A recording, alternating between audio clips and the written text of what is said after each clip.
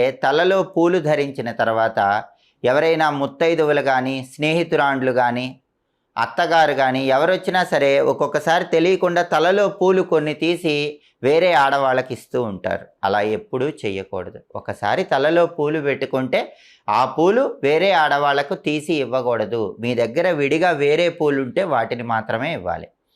అలాగే చేతికి వేసుకున్నటువంటి గాజులు కూడా వేరే స్త్రీలకు ఇవ్వకూడదు. ఒక్కొక్కసారి ఆడవాళ్ళు ఏం చేస్తారంటే ఏవైనా శుభ కార్యక్రమాలు ఉన్నప్పుడు కానీ, ఇతర కార్యక్రమాలు ఉన్నప్పుడు కానీ వాళ్ళ దగ్గర ఉన్నటువంటి బంగారు గాజులు ధరించినవి తీసి వేరే వాళ్ళకి ఇస్తూ ఉంటారు.